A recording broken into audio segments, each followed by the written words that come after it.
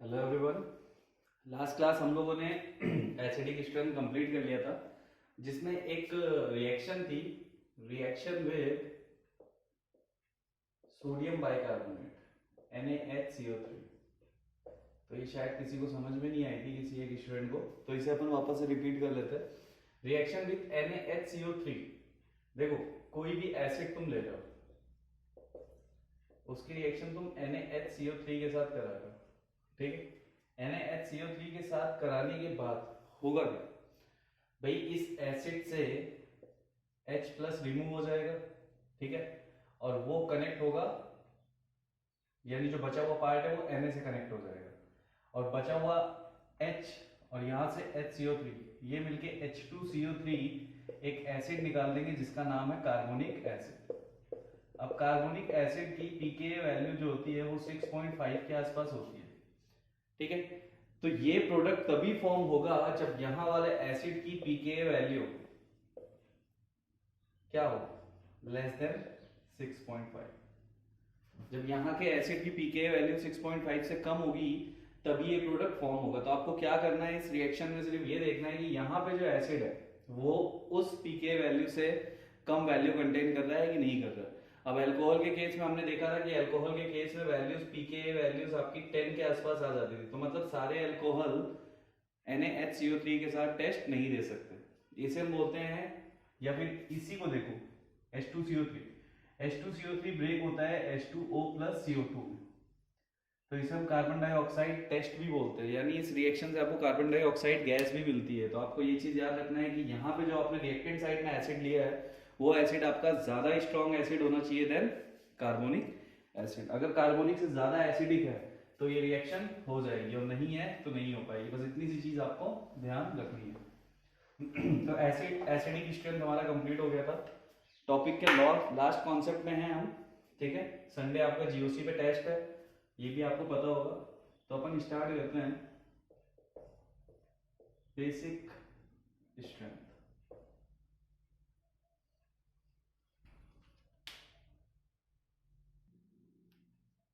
अब basic strength से पहले बेस क्या होता है, तो बेस को अलग अलग टाइप से, जैसे एसिड्स को डिफाइन किया गया था वैसे ही बेस को डिफाइन किया गया था। तो आर्हेनियस आर्हेनियस जो साइंटिस्ट थे उन्होंने बेस की डेफिनेशन क्या दी, बेस की definition the, the substance which gives OH minus ions in H2। यानी कोई सब्सटेंस अगर तुम H2O में डिसॉल्व करो और वो OH माइनस आयंस देना स्टार्ट कर दे तो वो बेस होता है according to Arrhenius. Bronsted and Lowry ने, इन्होंने क्या बोला, तो देखो आपका ब्रॉन्स्टेड और लॉवरी ने एसिड के लिए क्या बोला कि H plus donors are acid. तो यहां पे क्या हो जाएगा, proton H plus acceptors are base. तो इसके अकॉर्डिंग क्या हो जाएगा, कोई सब्सटेंस अगर H प्लस एक्सेप्ट कर रहा है, जैसे तुम एसिड में देखो HCl, मैंने एक एसिड लिया, इसको ब्रेक करूं H प्लस और Cl माइनस में ब्रेक हो जाएगा। तो ये क्या करता है, H प्लस डोनेट करता है। सपोज करो यहाँ पे कोई सब्सटेंस S है X, वो क्या करे इस H प्लस को रिसीव कर ले, तो ये क्या हुआ, ये हुआ एसिड क्योंकि ये H प्लस खुद से रिमूव कर रहा है, और ये क्या हुआ, ये हुआ बेस क्योंकि ये उसी H प्लस को कनेक्ट कर रहा है, रिसीव कर रहा है। तो H plus acceptors are base and H plus donors are acids. तो देखो यार, आप लोग को ये चीज ध्यान रखनी है कि जो हमने एसिड्स में पढ़ा था जस्ट उसका अपोजिट, जस्ट उसका रिवर्स यहाँ पे होने वाला है। तो एसिड्स अगर आपको अच्छे से पता है तो बेस भी आप इजीली समझ जाओगे, ठीक है। तो ब्रॉन्स्टेड और लाउरी ने क्या बोला, इन्होंने बोला कि proton acceptors are base. Third आपके आते हैं लेविस। लेविस ने बोला electron pair acceptors are base, ठीक है। यानी कि कोई अगर इलेक्ट्रॉन पेयर को एक्सेप्ट कर रहा है तो वो आपका क्या होगा, बेस होगा। तो ये सारी चीजें हैं। सबसे पहले आप इसको लिखो कि बेस को नॉर्मल टर्म्स में हम कैसे कैसे डिफाइन करते हैं। सॉरी यहाँ पे एक्सेप्टर्स नहीं होगा, इलेक्ट्रॉन पेयर डोनर्स। हम बेस की बात कर रहे हैं, एसिड्स की नहीं। एसिड इलेक्ट्रॉन पेयर एक्सेप्ट करते हैं। तो लेविस के according electron pair donors are base, Bronsted के according H+ acceptors are base, and Arrhenius के according OH- donors in H2O are base. ठीक है, नोट कर लिया होगा।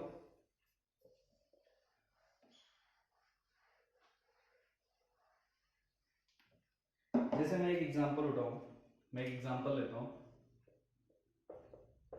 NH3 के पास एक लोन पेयर होता है, इसमें मैं H+ ऐड करवाना चाहूं तो ये बन जाता है NH4+, ये है अमोनिया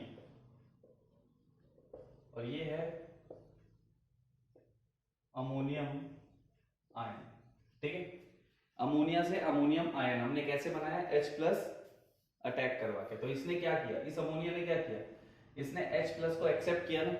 तो ब्रॉन्स्टेड के अकॉर्डिंग अगर देखूं तो ब्रॉन्स्टेड के according NH3 is proton acceptor, यानी इसने H+ को एक्सेप्ट किया है, तो ये क्या हुआ, ये एक बेस हुआ। अब एक चीज और देखो, हम लोगों ने केमिकल बॉन्डिंग में एक रिएक्शन देखी थी कि NH3 की रिएक्शन अगर तुम BF3 से करो, BF3 में बोरॉन ट्राइफ्लोराइड। अब बोरॉन के पास क्या होता है, बोरॉन के पास वैकेंट p ऑर्बिटल होता है, तो ये लोन पेयर को अपने पास रख सकता है, जबकि बोरॉन की टेंडेंसी सिर्फ 3 बॉन्ड बनाने की होती है। लेकिन इसके पास जो वैकेंट p होता है, उस वैकेंट p में हम इलेक्ट्रॉन पेयर को डाल सकते हैं। तो इसके अकॉर्डिंग देखो तो यहाँ पे रिएक्शन हो जाएगी कि NH3 का जो लोन पेयर है वो किसके पास चला जाएगा, BF3 के पास। तो यहां से अगर मैं देखूं तो लेविस की बात भी कंप्लीट हो रही है, यानी कि lone pair donors are base. तो NH3 क्या कर रहा है, अपने लोन पेयर को डोनेट कर रहा है ना BF3 को। तो लेविस के अकॉर्डिंग भी NH3 is a Lewis base. तो ये चीज आपको ध्यान में रखनी है। ठीक है, तो छोटी सी डेफिनेशन है बेस को डिफाइन करने के लिए। जनरली हमें ब्रॉन्स्टेड की जरूरत नहीं पड़ती, हमें आर्गेनियस की जरूरत नहीं पड़ती, हमें लेविस की जरूरत पड़ती है। तो लेविस के अकॉर्डिंग क्या है, इलेक्ट्रॉन पेयर या फिर lone pair donors are base. ठीक है, तो आपको ये चीज ध्यान रखनी है। एसिड्स अलग है, एसिड्स में देखो क्या था, एसिड में H, अगर आर्गेनियस के अकॉर्डिंग देखो तो आर्गेनियस ने क्या बोला था, एसिड वो होते हैं जो H+ डोनेट करते हैं, लेकिन बेस क्या होता है, जो OH- डोनेट करता है। ठीक है, ये किसके अकॉर्डिंग है, आर्गेनियस के अकॉर्डिंग।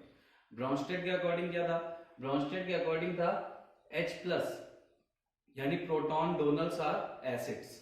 ठीक है, ब्रॉन्स्टेड ने क्या बोला था कि जो H+ डोनेट करते हैं वो एसिड्स होते हैं। तो ब्रॉन्स्टेड ने बेस की डेफिनेशन क्या दी, H+, proton acceptors are base. ठीक, थर्ड हम बात करें लेविस की, तो लेविस ने क्या बोला था, लेविस ने बोला था lone pair acceptors are acids, lone pair acceptors are acids and lone pair donors are base. ठीक है, तो अगर मैं देखूं NH3 क्या कर रहा है, NH3 अपने लोन पेयर को BF3 को दे रहा है, तो BF3 क्या कर रहा है, लोन पेयर एक्सेप्टर, तो वो लेविस एसिड है, और NH3 इसमें क्या है, लेविस बेस है। ठीक है, इतनी सी चीज आपको दिमाग में रखनी है। अब जैसे एसिड्स को एसिडिक स्ट्रेंथ निकालने के लिए स्केल हुआ करती थी, वैसे ही बेस के लिए भी स्केल है। तो हम बात करते हैं स्केल की। बेस को भी, यानी किसी की बेसिक स्ट्रेंथ को मेजर करने के लिए भी स्केल होती है, जिस स्केल को हम बोलते हैं KB स्केल। जैसे वो Ka स्केल थी एसिडिक स्ट्रेंथ के लिए, तो KB स्केल के लिए हम क्या बोलेंगे, if KB increases, if KB increases basic strength also increases. ठीक है, अगर KB की वैल्यू देखो डिफरेंट है, वो Ka था, ये KB है। अगर KB की वैल्यू इंक्रीज करेगी तो बेसिक स्ट्रेंथ भी इंक्रीज करेगा। दूसरी स्केल होती है PKB स्केल, पहली दूसरी, और PKB जो आपका होता है वो होता है -log ऑफ KB। ठीक है, तो PKB, if PKB increases basic strength decreases. तो सेम एज एसिडिक स्ट्रेंथ की तरह ही है, वहां पे जो स्केल हुआ करती थी वो Ka और Pk स्केल होती थी, यहाँ पे जो स्केल है वो KB और PKB स्केल है। सबसे अच्छी चीज ये है कि बेस में कोई एक्सेप्शंस नहीं होते जनरली, ठीक है। ऐसा नहीं है कि वैल्यूज में कोई एक्सेप्शंस मिल रहे हैं, एरोमेटिक ये सब वगैरह। बेस अलग टाइप के होते हैं, हम उनकी बात कर लेंगे, बट ये दो स्केल है, इसके बारे में अपन को ध्यान में रखना है। और तीसरी स्केल अगर मैं देखूं तो तीसरी स्केल होती है stability of anion decreases basic strength. जैसे हम लोगों ने एसिड्स के लिए बोला था कि एसिड है, जैसे कोई भी एसिड है ब्रेक होगा H plus plus A minus में, तो इसका ये एनायन, हम इसकी स्टेबिलिटी चेक करते थे, जितना ज्यादा स्टेबल होता था, मोर स्टेबल मोर एसिडिक, हम ऐसे बोलते थे। यानी हम इसकी स्टेबिलिटी चेक करने के लिए, यानी हम इसकी एसिडिक स्ट्रेंथ चेक करने के लिए इसके एनायन को चेक करते थे कि इसका एनायन कितना स्टेबल है। तो एसिडिक स्ट्रेंथ के केस में एनायन जितना ज्यादा स्टेबल होता था, एसिड उतना ज्यादा स्ट्रांग होता था। बट बेस के केस में क्या है, stability of anion decreases basic strength, यानी कि जो आपका एनायन है वो जितना ज्यादा स्टेबल होगा, बेसिक स्ट्रेंथ उतनी कम होगी। तो रिवर्स करके हमें चलना है और कुछ भी नहीं है, सारी चीजें हमें वैसे ही देखनी है। बट यहाँ पे क्या है, चीजें अलग टाइप से होंगी। वहां जिन चीजों से एसिडिक स्ट्रेंथ बढ़ती थी, यहाँ उन चीजों से बेसिक स्ट्रेंथ कम होगी, ठीक है। ये चीज आपकी स्केल है, 3 स्केल है। अब हम बात करेंगे स्टेबिलिटी ऑफ एनायन। तो हमने ऑलरेडी पढ़ा हुआ है कि स्टेबिलिटी ऑफ एनायन हम कैसे निकाल सकते हैं, 3 फैक्टर होते थे।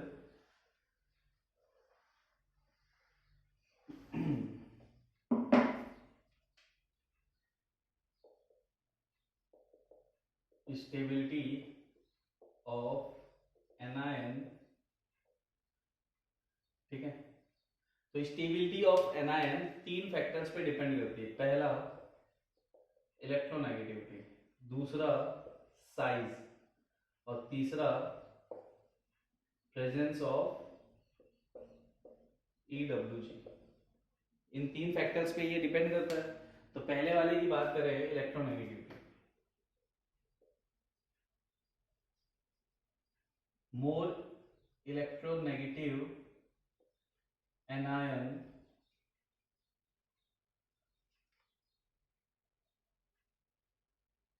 या फिर इसको ऐसे बोलो, negative charge on more electronegative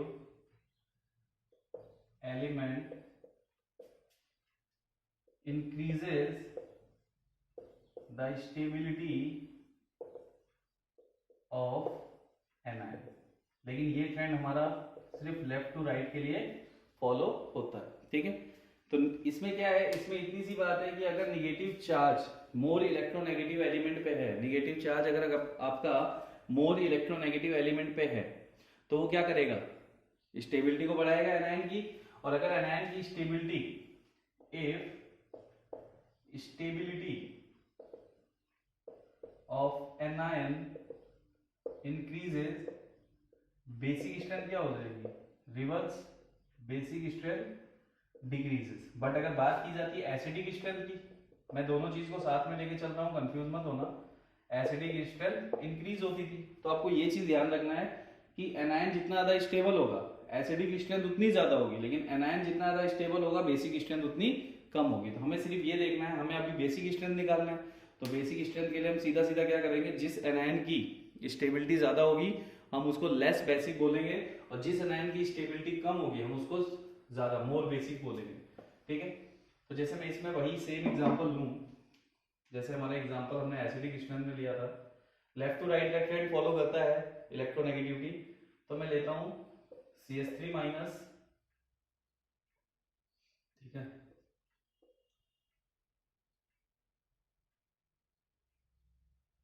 और हम ले लेते हैं NH2 माइनस, यहां ले लेते हैं OH माइनस और F माइनस। यानी मैंने मान लो CH4 लिया था, NH3 लिया था, ठीक है, H2 लिया था और HF लिया था। मुझे इसमें बेसिक स्ट्रेंथ का ऑर्डर देना है। तो देखो, अगर मैं निगेटिव चार्ज देखूं तो यहाँ पे निगेटिव चार्ज किस पे, निगेटिव चार्ज है C माइनस पे, यहाँ पे है N माइनस पे, यहाँ O माइनस पे और यहाँ F माइनस पे। तो निगेटिव चार्ज सबसे ज्यादा इलेक्ट्रोनेगेटिव एलिमेंट कौन सा है, F। तो सबसे ज्यादा स्टेबिलिटी किसकी होनी चाहिए? ये स्टेबिलिटी का ऑर्डर आना चाहिए कि सबसे ज्यादा स्टेबल है F माइनस, फिर है O माइनस, फिर है N माइनस, फिर है C माइनस। तो अगर मैं बेसिक स्ट्रेंथ का ऑर्डर देखूं, मैं KB का ऑर्डर देखूं, तो KB का ऑर्डर क्या आएगा? CH3 माइनस सबसे ज्यादा बेसिक होगा, फिर NH2 माइनस होगा, फिर OH माइनस होगा, फिर F माइनस होगा। और अगर इसी का एसिडिक स्ट्रेंथ हम देखते तो रिवर्स हो जाता। सबसे ज्यादा एसिडिक कौन होता? सबसे ज्यादा एसिडिक होता तुम्हारा F। ठीक है, तो ये चीज ध्यान रखो, रिवर्स हो जाएगा आंसर। ये है बेसिक स्ट्रेंथ, ये है एसिडिक स्ट्रेंथ। इसको मैं बोल देता हूँ बेसिक स्ट्रेंथ, ये है एसिडिक स्ट्रेंथ। हमें काम किस पे करना है? हमें इस पे काम करना है। तो जितने लॉजिक्स हमने सीखे थे उन लॉजिक्स को अभी रिवर्स करना है और बेसिक स्ट्रेंथ निकालनी है। ठीक है, तो इतनी सी चीज ध्यान रखना कि अगर आपका एनायन बहुत ज्यादा स्टेबल है तो बहुत ज्यादा एसिडिक है, लेकिन एनायन अगर आपका बहुत ज्यादा स्टेबल है तो वो लीस्ट बेसिक है। ठीक है, ये कॉन्सेप्ट है। तो पहला, स्टेबिलिटी ऑफ एनायन डिपेंड करती है इलेक्ट्रोनेगेटिविटी पे, जिसका रीजन हम लोग ने देख लिया कि इलेक्ट्रोनेगेटिविटी यानी जिस एलिमेंट पे नेगेटिव चार्ज है अगर वो बहुत ज्यादा स्टेबल है तो वो बहुत ज्यादा एसिडिक होगा, लेकिन वो लीस्ट बेसिक भी होगा। तो ट्रेंड देखो बिल्कुल रिवर्स हो गया। केबी के केस में CH3 माइनस सबसे ज्यादा बेसिक है, लेकिन एसिडिक के केस में F माइनस सबसे ज्यादा एसिडिक है और CH3 माइनस सबसे कम एसिडिक है। तो ये चीज तो आपको पता है कि कोई एसिड है, कोई अगर वो स्ट्रॉन्ग एसिड है तो फॉर श्योर वो वीक बेस है, या फिर कोई स्ट्रॉन्ग बेस है तो वो वीक एसिड है। रिवर्स ही होगा ना, ऐसा थोड़ी ना कि कोई स्ट्रॉन्ग एसिड भी और स्ट्रॉन्ग बेस भी हो जाएगा वो। तो पहला फैक्टर इलेक्ट्रोनेगेटिविटी। सेकेंड फैक्टर था इसका साइज, और साइज आपका ट्रेंड करता है टॉप टू बॉटम पे। तो ये चीज हमने एसिडिक स्ट्रेंथ में वैसे भी निकाली हुई है, फिर से मैं आपको एक्सप्लेन कर देता। जैसे मैं ले लूं HF, HCl, HBr, HI, इनके मैं एनायंस निकालूं तो ये बनेगा F माइनस, ये बनेगा Cl माइनस, ये बनेगा Br माइनस, ये बनेगा I माइनस। तो साइज क्या होता है? साइज के केस में क्या होता है? If size on negative ion increases, stability also increases, basic strength decreases and acidic strength increases। ये सीधा सीधा फंडा। Size of negative ion increases तो stability of anion increases, that's why basic strength decreases and acidic strength increases. तो size का ये factor है, सबसे बड़ा साइज होता है I माइनस का। ठीक है, तो अगर मैं KB का ऑर्डर देखूं तो KB के ऑर्डर में क्या होगा कि सबसे ज्यादा एसिडिक होगा, सबसे ज्यादा बेसिक होगा HF, फिर HCl, फिर HBr और फिर HI। लेकिन अगर मैं एसिडिक स्ट्रेंथ का ऑर्डर देखता तो क्या होता? सबसे ज्यादा एसिडिक होता HI। ठीक है, क्योंकि I माइनस का साइज सबसे ज्यादा बड़ा है, तो I माइनस का साइज सबसे ज्यादा बड़ा है, इसका मतलब उसकी स्टेबिलिटी सबसे ज्यादा है, तो वो एक अच्छा एसिड है। लेकिन स्टेबिलिटी सबसे ज्यादा होने की वजह से वो सबसे वीक बेस भी है, ये भी चीज ध्यान रखो। तो स्टेबिलिटी नेगेटिव आयन की जितनी ज्यादा होगी उतना ही वो वीक बेस होगा, और स्टेबिलिटी एनायन की जितनी कम होगी उतना ही ज्यादा वो स्ट्रॉन्ग बेस होगा। तो इसकी स्टेबिलिटी सबसे कम है इसलिए सबसे ज्यादा बेसिक है, इसकी स्टेबिलिटी सबसे ज्यादा है इसलिए सबसे ज्यादा एसिडिक है। ठीक है, तो यहां से आपके दोनों टाइप के रिवीजन हो रहे हैं, एसिडिक वाला भी हो रहा है और बेसिक वाला भी हो रहा है। तो बेसिक वाले को हमें फोकस रखना है। जनरली हम यहां से नहीं पढ़ेंगे, बेस और अलग होता है, बट अगर कोई क्वेश्चन कॉमन वे में आ जाए, जैसे कोई भी कंपाउंड दे दिया जाए, उसकी एसिडिक या बेसिक स्ट्रेंथ पूछी जाए, तो ये लॉजिक तुम्हें लगाना है, क्योंकि एसिडिक स्ट्रेंथ में तो हमारा यही लॉजिक लगा हुआ है, कंप्लीट हमने लॉजिक ही यही यूज किया है एसिडिक स्ट्रेंथ में। थर्ड था प्रेजेंस ऑफ EWG। तो प्रेजेंस ऑफ EWG मतलब माइनस I माइनस है। ठीक है, तो हमने क्या बोला था, ये है acidic strength K is directly proportional to minus I minus है, but KB is inversely proportional to minus I and minus है। यानी किसी कंपाउंड में अगर माइनस I और माइनस M लगा होगा तो वो आपका लीस्ट बेसिक होगा। फॉर एग्जांपल, जैसे मैं एक एग्जांपल लूं,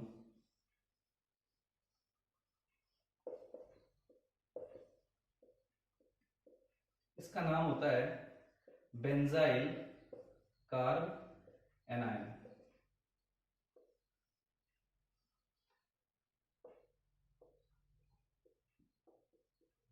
इसका नाम होता है फिनाइल कार्बोनाइल। अब दोनों में से मैं तुम्हें पूछूं कि केबी का ऑर्डर दो, यानी बेसिक स्ट्रेंथ का ऑर्डर दो, तो देखो यहाँ पे क्या है, यहाँ पे रेजोनेंस है, ठीक है, यहाँ पे क्या है, रेजोनेंस। अब रेजोनेंस की वजह से मतलब ये आपका जो CH2 है, ये CH2 क्या दिखा रहा है, प्लस M दिखा रहा है, नेगेटिव चार्ज नीचे उतर के आएगा और रेजोनेंस करेगा। लेकिन यहाँ पे देखो, यहाँ पे क्या है, यहाँ कुछ भी नहीं है। और दूसरी चीज में बात करूं अगर इसके हाइब्रिडाइजेशन की, तो इसका हाइब्रिडाइजेशन है sp2, नेगेटिव चार्ज होने के बाद भी sp2 है, क्योंकि इसका नेगेटिव चार्ज डीलोकलाइज्ड है, वो रेजोनेंस से पार्टिसिपेट कर रहा है, तो वो थोड़े टाइम के लिए C माइनस पे रहेगा, लेकिन रेजोनेंस की वजह से वो चला जाएगा, तो ओवरऑल हाइब्रिडाइजेशन sp2 ही आने वाला है। लेकिन इस कार्बोनाइन का हाइब्रिडाइजेशन sp3 है, इस कार्बोनाइन का हाइब्रिडाइजेशन sp3।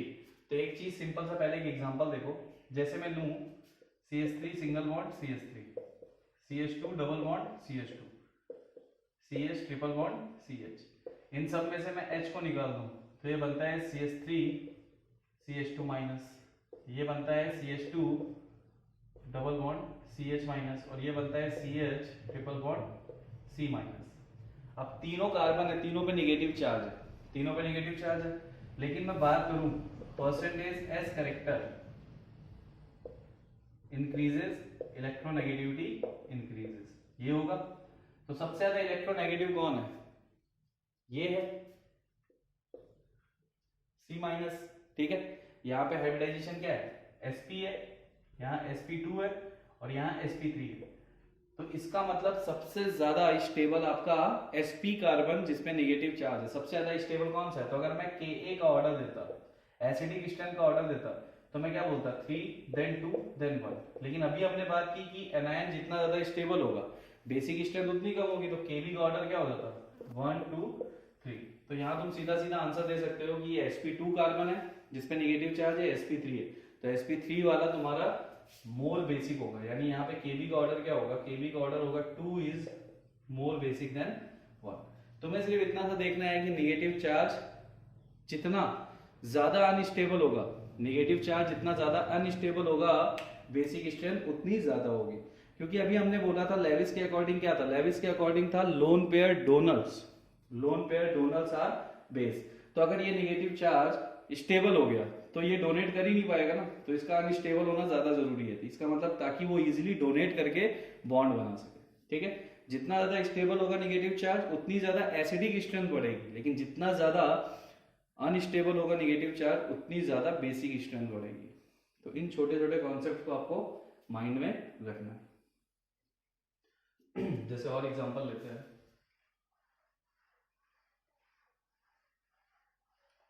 तो ये चीज आप याद रखना कि electronegativity depends on percentage S character और लोकलाइज्ड डीलोकलाइज्ड, ये सब आपको पता होना चाहिए। अगर रेजोनेंस में कोई नेगेटिव चार्ज पार्टिसिपेट कर पाए तो इसका मतलब वो डीलोकलाइज्ड है, और नहीं कर पाए तो वो क्या होगा, वो लोकलाइज्ड होगा।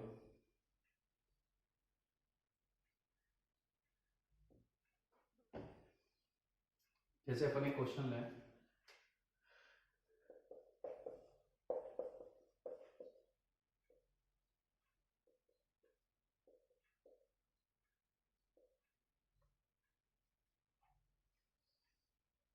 या फिर छोड़ो, हाइड्रोजन को दूर ही रखो। पहला स्ट्रक्चर ये है और दूसरा स्ट्रक्चर है F। ये दो स्ट्रक्चर है, इसमें मुझे बेसिक स्ट्रेंथ का ऑर्डर देना है Kb। तो देखो यहाँ पे लगा है -I ग्रुप और यहाँ पे भी लगा है -I ग्रुप, क्योंकि इसमें कोई रेजोनेंस तो हो नहीं रहा, ठीक है, अल्टरनेट पोजीशन पे पाई इलेक्ट्रॉन तो है नहीं। अब दोनों का -I काम कर रहा है, लेकिन हम जानते हैं -I of NO2 is dominant than fluorine, यानी NO2 का -I इफेक्ट ज्यादा होता है फ्लोरीन से, तो इसका मतलब ये ज्यादा -I लगाएगा और ये नेगेटिव चार्ज को ज्यादा खींचेगा। तो इस केस में ये नेगेटिव चार्ज ज्यादा स्टेबल होगा, क्योंकि इलेक्ट्रॉन डेंसिटी ज्यादा तेजी से खींची जा रही है, तो ये नेगेटिव चार्ज कम होता जाएगा। फ्लोरीन भी खींच रहा है इलेक्ट्रॉन डेंसिटी को, लेकिन NO2 के कंपैरिजन में कम खींच रहा है। तो इन दोनों में से कौन सा एनायन ज्यादा स्टेबल है, फर्स्ट वाला, क्योंकि यहाँ पे -I स्ट्रॉन्ग है। तो अगर ये ज्यादा स्टेबल है, ये वाला स्टेबल, मोर स्टेबल, और ये वाला लेस स्टेबल है, तो बेसिक स्ट्रेंथ किसकी ज्यादा होगी? बेसिक स्ट्रेंथ उसकी ज्यादा होगी जो लेस स्टेबल होगा। तो हमारा आंसर क्या होगा? 2 इज मोर बेसिक देन 1। तो हमें यही करना है, हमें सिर्फ एसिडिक स्ट्रेंथ का रिवर्स करके चलना है। वहां पे जो ज्यादा स्टेबल होता था वो ज्यादा एसिडिक होता था, यहाँ पे जो कम स्टेबल होगा वो ज्यादा बेसिक होगा। ठीक है,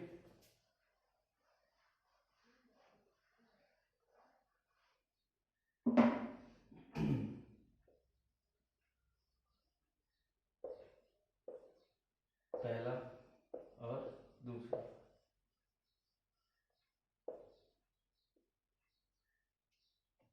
दो स्ट्रक्चर है, अभी दो स्ट्रक्चर में आपको स्टेबिलिटी बतानी है। तो देखो यहाँ पे नेगेटिव चार्ज रेजोनेंस में आ जाएगा, यानी कि यहाँ पे रेजोनेंस स्टेबिलिटी, 2 RS मिल जाएंगे। और यहाँ पे क्या है? यहाँ पे कुछ भी नहीं है, इस नेगेटिव चार्ज को, अब ये कार्बन देखूं तो ये कार्बन तुम्हारा कैसा है? sp3, क्योंकि इसका जो नेगेटिव चार्ज है वो आपका रेजोनेंस वगैरह में पार्टिसिपेट कर नहीं रहा, तो वो कैसा है? लोकलाइज्ड। और ये कार्बन कैसा है? sp2। ठीक है, तो अब क्या होगा? नेगेटिव चार्ज का sp2 वाला कार्बन थोड़ा सा खींचेगा, लेकिन इतना तो नहीं खींच पाएगा जितना ये रेजोनेंस के थ्रू स्टेबल हो रहा है। तो ये फर्स्ट वाला स्ट्रक्चर क्या है? मोर स्टेबल है ड्यू टू रेजोनेंस, और ये क्या है? Less stable. तो अगर बेसिक स्ट्रेंथ की बात की जाए तो जो लेस स्टेबल है वो ज्यादा बेसिक होगा, तो Kb का ऑर्डर क्या आ जाएगा? Kb का ऑर्डर आ जाएगा 2 इज ग्रेटर देन 1। तो ये सिंपल से क्वेश्चंस हैं, ठीक है, जिसमें आपको बेसिक स्ट्रेंथ अगर बतानी पड़े तो आप क्या करोगे? आप एनायन की स्टेबिलिटी देखोगे। जो एनायन आपका ज्यादा स्टेबल होगा वो आपका ज्यादा एसिडिक होगा, और जो एनायन आपका लेस स्टेबल होगा वो आपका ज्यादा बेसिक होगा। ठीक है, ये डिफरेंस है दोनों में, और ये आपको माइंड में रखना है। तो ये था इजी फॉर्मेट में, अगर कोई क्वेश्चन आ जाता है बेसिक स्ट्रेंथ का तो आप ऐसे सॉल्व कर लोगे। आप स्टेबिलिटी ऑफ एनायन निकालना जानते हो, एनायन की स्टेबिलिटी निकालो। जो एनायन जितना ज्यादा स्टेबल होगा उसकी बेसिक स्ट्रेंथ उतनी कम होगी। ठीक है, तो इस चीज को कॉपी के टॉप पे अगर आप लोग भूल सकते हो तो इस चीज को आप लोग कॉपी के टॉप पे लिख लो। क्या लिखोगे?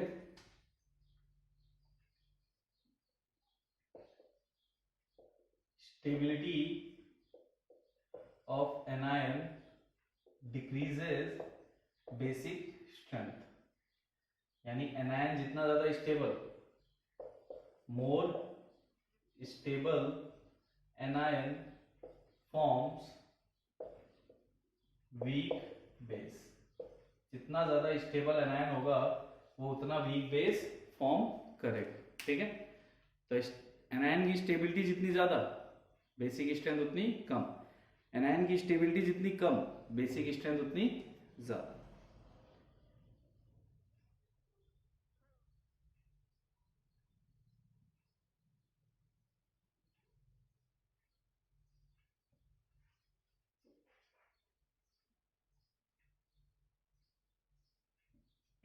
ठीक है, अब अपन बात करते हैं ऑर्गेनिक बेसिस के बारे में।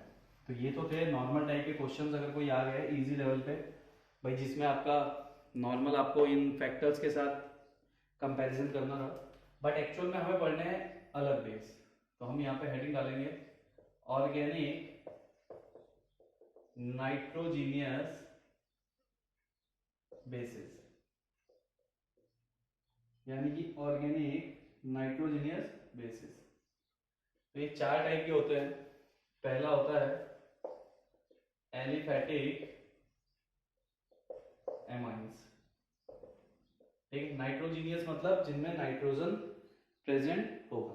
तो पहला है एलिफैटिक एमाइंस। एलिफैटिक एमाइंस का मतलब RNH2, जिसे हम बोलते हैं 1 degree amine. Second R2NH 2 degree amine, और थर्ड है R3N 3 डिग्री एमाइन। इन्हें हम बोलते हैं एलिफैटिक एमाइंस। सेकेंड है एरोमेटिक एमाइन। एरोमेटिक एमाइन को हम दूसरा नाम देते हैं एनिलीन, यानी कि बेंजीन रिंग पे क्या लगा होगा? NH2। ठीक है, इसे हम बोलते हैं एनिलीन। थर्ड होता है आपका एमाइडीन्स। तो ये आपको अच्छे से माइंड में रखना है, ठीक। थर्ड आपका होता है एमाइडीन्स। एमाइडीन्स क्या होता है? R C double bond NH NH2, ये होते हैं एमाइडीन्स। 4 होता है एमाइड्स, हमने IUPAC में पढ़ा है CONH2, ये आपका है एमाइड्स। तो 4 टाइप के टोटल आपके नाइट्रोजीनियस ऑर्गेनिक बेसिस होते हैं। एलिफैटिक एमाइंस, सेकेंड है एरोमेटिक एमाइन जिसको हम एनिलीन भी बोलते हैं, थर्ड आपका एमाइडीन्स और फोर्थ पे आपका आता है एमाइड्स, ठीक है। अब इन चारों में अगर अपन स्टेबिलिटी का ऑर्डर देखें, इन चारों में अगर अपन या फिर मोर बेसिक का ऑर्डर देखें, ठीक है, तो इनमें ऑर्डर क्या होता है? केबी का ऑर्डर क्या होता है?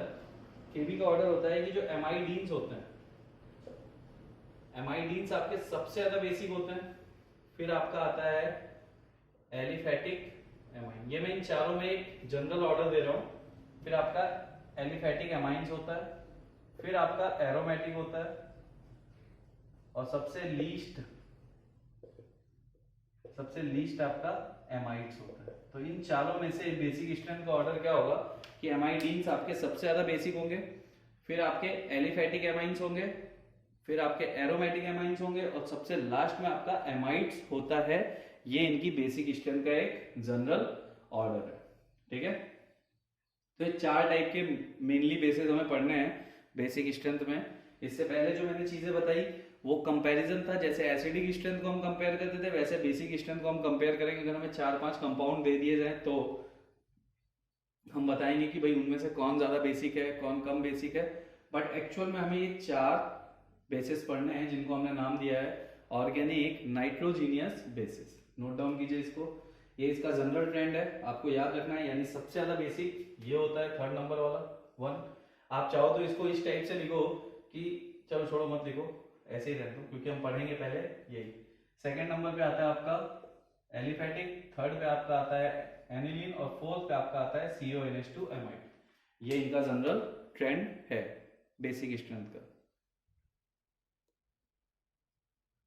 नोट कर लीजिए इसे।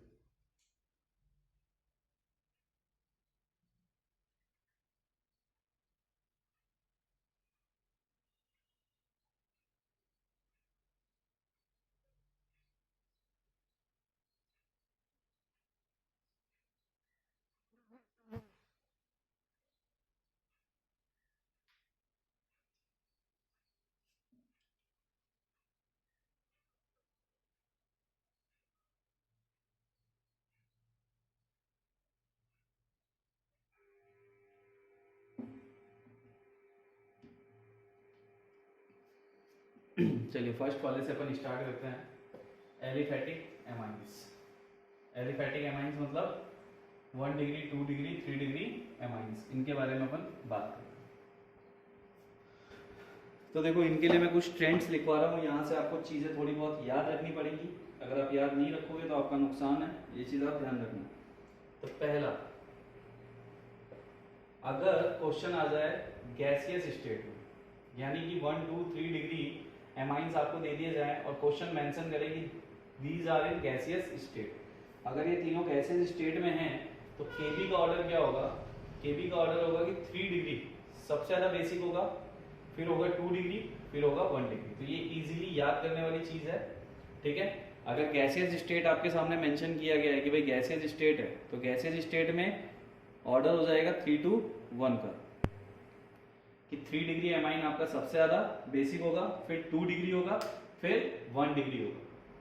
बट सॉल्यूशन फेज में ये चीजें थोड़ी सी चेंज हो जाती है, ठीक है। तो सेकेंड हम ले रहे हैं इन सॉल्यूशन फेज, यानी कि अगर ये 1 डिग्री 2 डिग्री एमाइंस वाटर में, तो वाटर में क्या होगा? तो वाटर में आपको ये एक ऑर्डर याद रखना पड़ेगा, इसका ऑर्डर चेंज हो जाता है 2, 3, 1 डिग्री। यानी कि सॉल्यूशन फेज अगर आपके सामने है, जनरली आपके सामने क्वेश्चन होगा और उसने अगर गैसेज स्टेट मेंशन नहीं किया तो आपको सॉल्यूशन फेज ही मान के चलना होगा, ठीक है।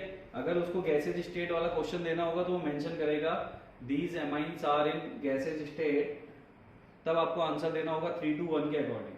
लेकिन अगर सोल्यूशन फेज में है तो सोल्यूशन फेज में 2 डिग्री एमाइन ज्यादा बेसिक होता है 3 डिग्री से, और 3 डिग्री ज्यादा बेसिक होता है 1 डिग्री से। ठीक है, ये सीधा सीधा एक लॉजिक है। बट इसमें एक चीज याद रखना, इसमें एक एक्सेप्शन है। वो एक्सेप्शन क्या है वो देखो। एक्सेप्शन ये है कि जो R है वो तुम्हारा R मिथाइल नहीं होना चाहिए। इसमें जो R हम देख रहे हैं, यानी कि जो इसमें R होगा, जैसे मैं 2 डिग्री की बात करूँ, 2 डिग्री मतलब क्या होगा R2NH, 3 डिग्री क्या होगा R3N, और 1 डिग्री क्या होगा RNH2। तो ये जो R है वो मिथाइल नहीं होना चाहिए, ये एक्सेप्शन। तो थर्ड क्या है, इफ R इज मिथाइल। अगर सब में R जो हमने लिया वो मिथाइल रहा तो क्या ऑर्डर हो जाएगा, तो ऑर्डर चेंज हो जाता है। तो ऑर्डर हो जाता है 2 1 3 का। ऑर्डर क्या हो जाता है 2 1 3 का। तो ये चीज आपको याद रखनी पड़ेगी। देखो यार, ये ऑर्डर है, सीधा सीधा क्वेश्चन सॉल्व हो जाता है इससे। अभी हम क्वेश्चन की प्रैक्टिस नहीं कर रहे और मे बी इस लेक्चर में हम नहीं कर सकते, ये उसका बेसिक है। आप इस बेसिक को स्ट्रॉन्ग करो, तब जाके आपको क्वेश्चन में जब मैं इन्हें अप्लाई करूंगा तब आपको चीजें समझ में आएंगी। तो आज का जो लेक्चर है वो जनरली इन बेसिक चीजों पे ही होगा, जिसे आपको अच्छे से समझना है। ठीक है, ये ऑर्डर्स वगैरह आपको याद होने चाहिए मुंह ज़बानी, यानी आपको कभी भी मैं पूछूं तो आप तुरंत बता दो कि भाई हाँ ये ऑर्डर ऐसा होगा। तो ये चीज याद रखना कि अगर गैसियस स्टेट की बात हो रही है तो गैसियस स्टेट में ऑर्डर होता है 321 का, यानी 3 degree amine is more basic than 2 degree and 2 degree is more basic than 1 degree. अगर सॉल्यूशन फेज की बात हो रही है तो ऑर्डर चेंज हो जाता है 231 हो जाता है, यानी 2 डिग्री एमाइन H2O में 2 डिग्री एमाइन सॉल्यूशन फेज में 2 डिग्री एमाइन ज्यादा बेसिक होता है 3 डिग्री से, और 3 डिग्री ज्यादा बेसिक होता है 1 डिग्री से। बट कंडीशन इज कि जो R है वो आपके मिथाइल नहीं होने चाहिए, जो सारे R है आपके वो मिथाइल नहीं होने चाहिए। अगर R आपके सारे के सारे R आपके मिथाइल हैं तो मिथाइल के केस में क्या हो जाएगा, तब एक और नया एक्सेप्शन आ जाएगा 2 1 3, ये ऑर्डर फॉलो होगा। ठीक है, तो इस चीज को आपको बेसिकली याद ही रखना है यार, इसका कोई भी चीज नहीं हो सकता। अब हम चलते हैं सॉल्यूशन फेज के एक्सप्लेनेशन की तरफ कि भाई एक्सप्लेनेशन में हम देखेंगे कि क्यों ये ऑर्डर चेंज हुआ, 321 से 231 क्यों हुआ, इसे हम देखेंगे। और इसमें तो कोई ऑर्डर, इसमें कोई एक्सेप्शन नहीं, इसे याद रखना पड़ता है। अगर सारे के सारे R मिथाइल हैं तो ये ऑर्डर होगा, इतनी सी चीज है। बट सेकेंड वाले कॉन्सेप्ट को अपन एक्सप्लेन करने जा रहे हैं कि भाई क्यों ऐसा होता है। ठीक है,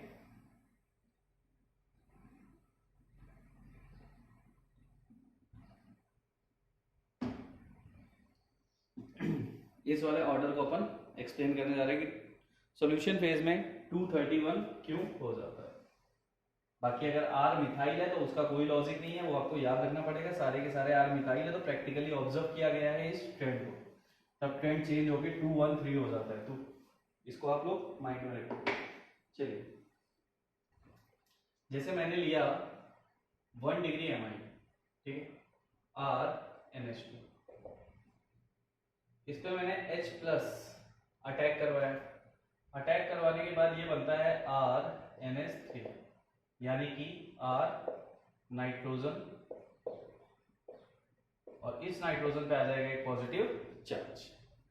ठीक, ये चीज आप लोग ध्यान रखिए, क्योंकि अगर आपने H प्लस को, ये लोन पेयर H यानी H प्लस इस पे अटैक करेगा तो ये लोन पेयर को क्या करेगा, एक्सेप्ट कर लेगा, और लोन पेयर को एक्सेप्ट करने के बाद एक बॉन्ड बना लेगा। लेकिन जो इसका पॉजिटिव चार्ज है वो कहां चला जाएगा, नाइट्रोजन पे। अब इस केस में क्या, देखो हम बात कर रहे हैं सॉल्वेंट H2O की, तो H2O में क्या होगा, हाइड्रोजन बॉन्डिंग। तो इन सबके पास में क्या होगा, हाइड्रोजन बॉन्डिंग हो जाएगी, वाटर मॉलिक्यूल के साथ हाइड्रोजन बॉन्डिंग हो जाएगी। तो हाइड्रोजन बॉन्डिंग होने की वजह से सारे के सारे हाइड्रोजन अभी क्या हो गए, बिजी हो गए, इसमें से निकलना नहीं चाहेंगे। ठीक है, सारे के सारे इसी में रहना चाहेंगे। तो इस चीज को, जो ये चीज तुम्हें दिख रही है, यानी वाटर मॉलिक्यूल का हाइड्रोजन से हाइड्रोजन बॉन्डिंग बनाना, ये क्या करता है, ये इसको वीक बनाता है। ठीक है, तो पहले केस में क्या है, पहले केस में ये है कि तुमने अगर भाई अगर तुमने इसे लिया है, ठीक है, किसको, 1 डिग्री एमाइन को, उस पे H प्लस अटैक करवाया, तो अटैक करवाने के बाद H प्लस ऐड हो गए। अब यहाँ पे क्या है, यहाँ पे देखो एक चीज है, ये जो है ये लगाता है प्लस आई, ठीक है, और प्लस आई कैटायन की स्टेबिलिटी को बढ़ाता है। तो N प्लस पे जो पॉजिटिव चार्ज है वो इस R से क्या होना चाहिए, स्टेबल होना चाहिए था, बट ये यहाँ पे ज्यादा स्टेबल कर नहीं पाता, कर पाता है क्या, नहीं कर पाता। ठीक है, तो यहाँ पे क्या होगा, इसकी स्टेबिलिटी डिक्रीज करेगी। तो देखो कैटायन की स्टेबिलिटी दो बातों पे डिपेंड करती है,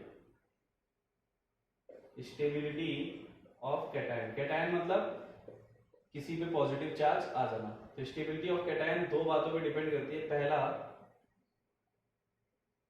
प्लस आई इफेक्ट, यानी कि प्लस आई इफेक्ट जितना ज्यादा होगा स्टेबल होगा। सेकंड होता है SH2H2O, solvation stability of H2O molecule, solvation stability of H2O molecule. ठीक है, ये चीज आपको ध्यान में रखना है। तो यहाँ पे क्या हो रहा है, यहाँ पे जो आपका है, अगर सॉल्वेशन स्टेबिलिटी मिल रही है तो बेसिक स्ट्रेंथ कम होगी। तो यहाँ पे देखो कितनी सॉल्वेशन स्टेबिलिटी मिल रही है, हर हाइड्रोजन पे वाटर मॉलिक्यूल हाइड्रोजन बॉन्ड बना रहे हैं, यानी कि सॉल्वेशन स्टेबिलिटी 1 डिग्री एमाइन के केस में बहुत ज्यादा है। और 1 डिग्री के केस में अगर सॉल्वेशन स्टेबिलिटी बहुत ज्यादा है, यानी OH2 SH2H2O बहुत ज्यादा है, तो इसका मतलब ये वीकर बेस होगा। ठीक है, तो ये तो कोई दिक्कत नहीं है, ये तो वैसे भी हमारा सबसे लास्ट में है, 1 डिग्री सबसे लीस्ट बेसिक होता है, ये चीज हमें पहले से ही क्लियर है, हमने ऑर्डर में ही देख लिया था। तो ये इसका एक्सप्लेनेशन है कि यहाँ पे ज्यादा H2O मॉलिक्यूल, देखो गैसियस फेज में H2O नहीं था, लेकिन सॉल्यूशन फेज में अगर H2O है तो H2O का कुछ तो रोल होगा ना, तो वो यही रोल है कि H2O जाके हाइड्रोजन के साथ हाइड्रोजन बॉन्डिंग कर लेता है, जिसकी वजह से वो बेसिक स्ट्रेंथ को डिक्रीज कर देता है। अब हम चलते हैं 2 डिग्री की तरफ। 2 डिग्री में ऐसा क्या हो रहा होगा वो अपन समझेंगे। तो ये सारी चीजें देखो यार, ये सारी चीजें ना प्रैक्टिकली प्रूव्ड है, आपको इन सब चीजों को याद रखना पड़ेगा, ये कॉन्सेप्ट है। फिर से मैंने H प्लस अटैक कराया, ये है 2 डिग्री एमाइन। अब 2 डिग्री एमाइन में देखो क्या होगा, R NH, एक H प्लस और आ जाएगा, एक R और H। R2NH में क्या हो रहा है कि जब तुमने H प्लस को अटैक करवाया तो उसने लोन पेयर को एक्सेप्ट कर लिया और बॉन्ड बना लिया H। अब इसमें देखो क्या होगा, इसमें 2 H2O मॉलिक्यूल आएंगे, ठीक है, और उसके साथ साथ प्लस I भी बढ़ता जा रहा है। तो यहाँ पे दो फैक्टर काम कर रहे हैं, plus I increases, basic strength increases. Second है steric hindrance due to H2O increases, basic strength decreases. तो यहाँ पे SH2H2O भी लग रहा है, ठीक है, स्टेरिक हिंड्रेंस ऑफ H2O भी काम कर रहा है और उसके साथ साथ प्लस I भी इंक्रीज कर रहा है। बट आपको ये याद रखना, एक नोट लगा लो, एक नोट यहाँ पे लगा लो, in case of 2 degree aliphatic amine plus I dominant over SH2H2, steric hindrance to H2, ठीक है। तो इस केस में ये वाला फैक्टर आपका डोमिनेंट होता है, ठीक है। 2 डिग्री एमाइन के केस में प्लस I जो इंक्रीज हो रहा है वो डोमिनेंट होता है, और प्लस I के इंक्रीज होने से बेसिक स्ट्रेंथ भी इंक्रीज होती है, क्योंकि प्लस I जैसे जैसे इंक्रीज होगा इस नाइट्रोजन का पॉजिटिव चार्ज स्टेबल होना स्टार्ट कर देगा, और स्टेबल रहेगा तो ये स्ट्रॉन्ग बेस रहेगा। बट अगर इस केस में बात करो तो इस केस में क्या है, अगेन 2 वाटर मॉलिक्यूल तो हाइड्रोजन बॉन्डिंग बना ही रहे हैं, लेकिन इसका ये केस डोमिनेंट नहीं होता। अब 3 डिग्री एमाइन की बात करो तो ये चीज तुम्हें याद रखनी पड़ेगी, ठीक है। ये डायरेक्टली लॉजिकल चीजें हैं, इसे आप अगर ये आपके दिमाग में है तो आप इजीली क्वेश्चन को सॉल्व कर सकते हो बिना किसी टेंशन के। तो ये चीज आपके दिमाग में रहनी चाहिए कि SH2H2O का मतलब होता है स्टेरिक हिंड्रेंस। अब देखो ये H2 यहाँ पे आएगा, लेकिन 2 R बड़े ग्रुप है, तो बड़े ग्रुप की वजह से इसको आने में भी तो प्रॉब्लम होगी थोड़ी बहुत। R बढ़ता जा रहा है तो इसके आने में क्या होगी, दिक्कत होगी, ठीक है। तो ये H2O जैसे 1 डिग्री एमाइन में वाटर मॉलिक्यूल हाइड्रोजन बॉन्डिंग बना रहे थे, उतना इजीली यहाँ पे नहीं बना पाएंगे। यहाँ पे ये बड़े बड़े ग्रुप है, मैंने इसको एक इजी फॉर्म में दिया हुआ है, बट आप 3D में इमेजिन करो NH4 का स्ट्रक्चर, ठीक है, तो कैसा होगा, टेट्राहेड्रल होगा, और टेट्राहेड्रल में 109 डिग्री के एंगल पे अगर ये सारी चीजें आ रही होंगी तो बड़े ग्रुप उनको रिप्लेस भी तो कर रहे होंगे थोड़ा बहुत, बस आपको यही याद रखना है कि in case of 2 degree amine plus I dominant over SS2H2। Steric hindrance का मतलब होता है जब मॉलिक्यूल में वाटर मॉलिक्यूल्स आके पूरे मॉलिक्यूल को चारों तरफ से क्राउड कर दे, मतलब घेर ले चारों तरफ से। जैसे आपका स्टेरिक इनहिबिशन ऑफ रेजोनेंस होता है, क्या होता है, बड़े ग्रुप की वजह से रेजोनेंस रुक जाता था, वैसे ही SS2H2 होता है स्टेरिक हिंड्रेंस। अब अगर मैं बात करूं 3 डिग्री एमाइन की, अब 3 डिग्री एमाइन में क्या होगा, R3N, इसमें मैं H प्लस का अटैक करवाऊं तो क्या हो जाएगा, RNHRR। अब यहाँ पे एक ही मॉलिक्यूल वाटर मॉलिक्यूल आ पाएगा जो हाइड्रोजन बॉन्ड नहीं बना पाएगा, बट यहाँ पे 3 प्लस आए, तो 3 प्लस आए होने के साथ यार ये तो सबसे ज्यादा बेसिक होना चाहिए था क्योंकि यहाँ पे नाइट्रोजन को सबसे ज्यादा स्टेबिलिटी मिलेगी। बट इस केस में सिर्फ इतनी सी चीज डिफरेंट है कि 3 डिग्री आपका यहाँ पे क्यों वीक हो जाता है। इन case of 3 degree, in case of 3 degree aliphatic amine SS2H2O is dominant over plus I effect. यानी यहां पे 3 डिग्री के केस में आपका SS2H2O जो है वो डोमिनेंट हो जाता है, और SS2H2O कॉपी के टॉप पे लिख लेना, SH2H2O decreases basic strength. SH2H2O का मतलब होता है स्टेरिक हिंड्रेंस टू H2, यानी H2O का पास में आना। तो इस केस में क्या होता है, 3 डिग्री के केस में H2O मॉलिक्यूल का हाइड्रोजन बॉन्ड बनाना ज्यादा डोमिनेंट होता है, और अगर इसने हाइड्रोजन बॉन्ड फॉर्म कर लिया तो ये क्या करेगा, इस बेस को वीक कर देगा। ठीक है, ये चीज आप ध्यान रखना। अब इसके पास पॉजिटिव चार्ज है, ठीक, तो प्लस आई से इसका पॉजिटिव चार्ज क्या हो रहा है, स्टेबल हो रहा है, लेकिन डोमिनेंट कौन है, डोमिनेंट तो SS2H2 है ना, तो SS2H2O के होने की वजह से इसकी बेसिक स्ट्रेंथ डिक्रीज होती चली जाती है। तो ये केस है, इसलिए हम बोलते हैं इन सॉल्यूशन फेज जो आपका ऑर्डर होता है वो ऑर्डर हो जाता है 2 3 1। ठीक है, 2 3 1 का, जब R आपका मिथाइल के अलावा कुछ भी हो, ये चीज आपको ध्यान रखनी है। तो इस केस में 3 डिग्री एमाइन के केस में SS2H2O आपका डोमिनेंट हो जाता है, यानी कि H2O मॉलिक्यूल हाइड्रोजन बॉन्ड बनाने की ज्यादा टेंडेंसी रखते हैं, और 2 डिग्री के केस में प्लस आई आपका डोमिनेंट होता है, इसलिए 2 डिग्री आपका सबसे ज्यादा बेसिक हो जाता है। और 1 डिग्री का कोई लॉजिक नहीं है, 1 डिग्री एलिफैटिक एमाइन आपका वीक बेस ऑलवेज रहेगा, सिर्फ एक केस में वो 3 डिग्री से ज्यादा बेसिक हो जाता है, कब, जब उस पर लगे हुए सारे R मिथाइल। बाकी हर केस में सॉल्यूशन फेज में 2 डिग्री एमाइन ही सबसे ज्यादा बेसिक माना जाता है। तो ये सारी चीजें जो मैंने अभी आज आपको बताई, ये सारी बेसिक चीजें थी, और इसे आप लोग अगर अपने माइंड में सेट कर लोगे तो आपको बेसिक स्ट्रेंथ के क्वेश्चंस समझने में ज्यादा दिक्कत नहीं जाएगी। कल अपन नेक्स्ट क्लास में इसकी प्रैक्टिस करेंगे, इसके क्वेश्चंस वगैरह की प्रैक्टिस करेंगे, देखेंगे कैसे कैसे क्वेश्चन इसके सॉल्व होते हैं, तो वो सब हम कल की क्लास में देखेंगे। ये जो मैंने 4 बेसिस अभी आपको लिखवाए, इसमें से पहला अभी अपन ने उठाया एलिफैटिक। तो एलिफैटिक सिर्फ अपन ने एक्सप्लेन किया क्योंकि इसी में चीजें समझने वाली, बाकी सब में तो इजीली हो जाएगा, उसका कोई लॉजिक नहीं है, उसमें कोई टेंशन नहीं है, इसी में थोड़ी चीजें समझने वाली। तो आज की क्लास में आप इनको अच्छे से दिमाग में सेट कर लो कि क्या ऑर्डर होता है गैसियस फेज में, क्या ऑर्डर होता है सॉल्यूशन फेज में, ठीक है, क्या ऑर्डर होगा जब आल सारे के सारे मिथाइल हो जाएं। तो ये सारी चीजें आप लोग दिमाग में सेट कर लो, ताकि जब अपन कल इससे रिलेटेड क्वेश्चंस वगैरह करें तो हमें इजीली समझ में आ जाए। और जिसके जो भी डाउट्स वगैरह हो वो आप वहीं लेक्चर के नीचे कमेंट बॉक्स में पोस्ट कर देना, मैं बता दूंगा। और NaHCO3 वाली रिएक्शन जो सबसे पहले मैंने उठाई थी, उसमें सिर्फ आपको ये देखना है कि रिएक्टेंट में जो एसिड है वो आपका H2CO3 से, कार्बोनिक एसिड से ज्यादा एसिडिक है कि नहीं। ठीक है, तो ये था आज आपका लेक्चर, नोट डाउन कर लीजिए सारी चीजें और अच्छे से ऑब्जर्व कीजिए सबको।